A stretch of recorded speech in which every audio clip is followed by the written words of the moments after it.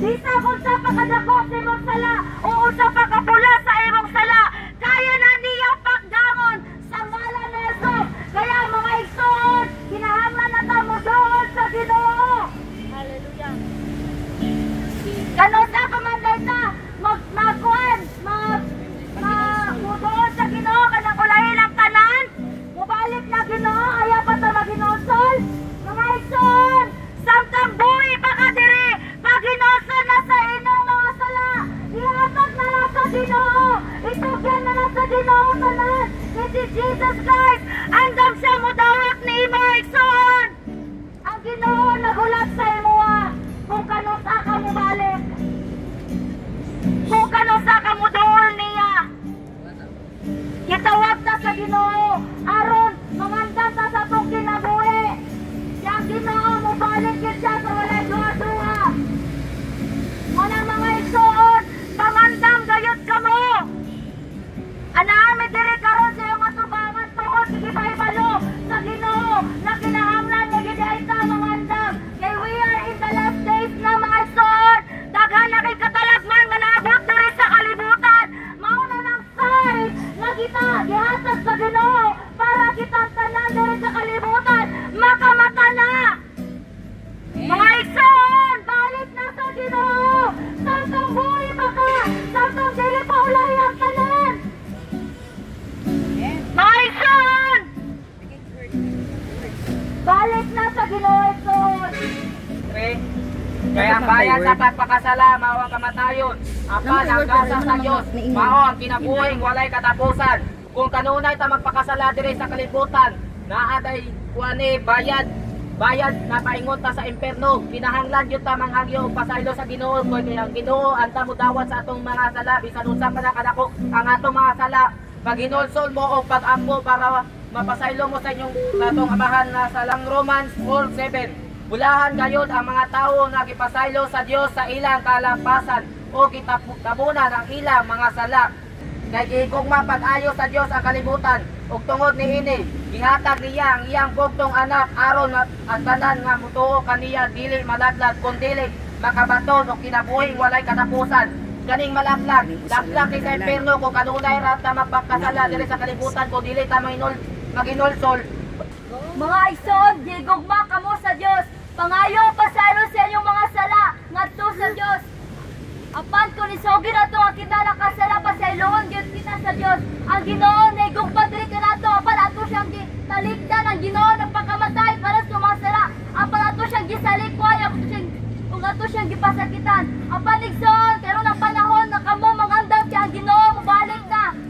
Last days na may igsoon, mobalik na kita sa Ginoo kay ang dalan maulo man si Jesus.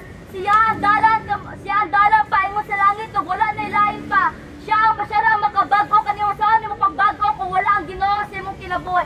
Ang Ginoo lamang makabago, makaluwas sa imo ug wala na ilain pa. Ang Ginoo tinuod nga naigugma kanimo dili ang kalibutan. Temporary lamang kaning kalibutan. Ang Ginoo ang isa. Duol na kamo sa Dios, ang Dios andam mo duol kaninyo. Andam siya mubati sa inyo. Andam siya masaylo sa inyo igsoon. Dugma kamo sa Dios, pangayong pasaylo sa iyong mga salamat ko sa Dios. Andam kanya pasaylo igsoon. Ang Ginoo naigugma kanimo ang kalibutan, temporary lamang kani. Ang langit ug ang infierno tinuod, ang langit ug ang infierno igsoon, dili kini tiyaw-tiyaw. Gigugma ka sa Dios, igsoon ko sa balik ka.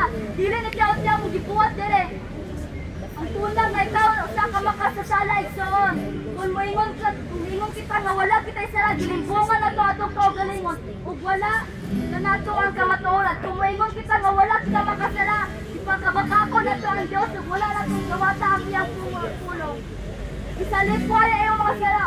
Yai ang mga dautan, yung mga sala igsoon. Pasalikway sa mga makasala ang ilang dautan muna-una. Balik na kamo sa Dios igsoon. Andaw siya mo sa inyo. Kinahanglan dawato ato si Yesu Kristo sa atong kinabuhi. Wala kita kung wala ang Ginoo. Napakamatay siya sa cross para sa atong mga sala igsoon. Kinahanglan dawato ato si Yesu Kristo ang atong Ginoo ug manuruwa sulod sa atong kasing-kasing. Una kita makalakaw pag kanya kinahanglan ato siya mapuyon sa atong mga kinabuhi. Musulod Pagod si Kristo, pinaagis ang balang espiritu, pagod siyang ibitahon, pinaagis sa pag-ampo, ban sa pagtuo. Ingo din sa 2 Corinthians 6 verse 2, mao kinataka sa pagdawat sa kaluoy sa Dios. Karon mao adlaw sa kaluwasan. Igsoon, andam, igsoon, hapit ang balik ang Ginoo, siya lamang muluwas kaninyo.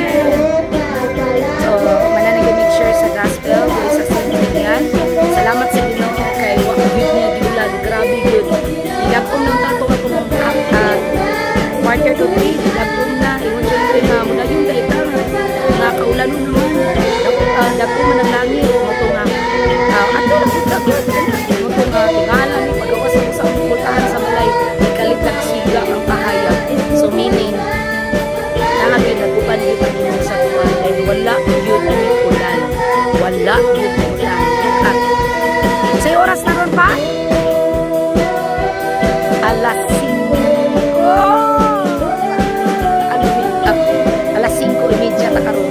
Kakabi ang kalamig sa kainit sa adlaw. Grabe! Glory to Jesus. Makita niyo sa kong live ko kahapon, naniyong ko nga sampungan sa Diyos Amahan na ganaan sa langit para nilulan.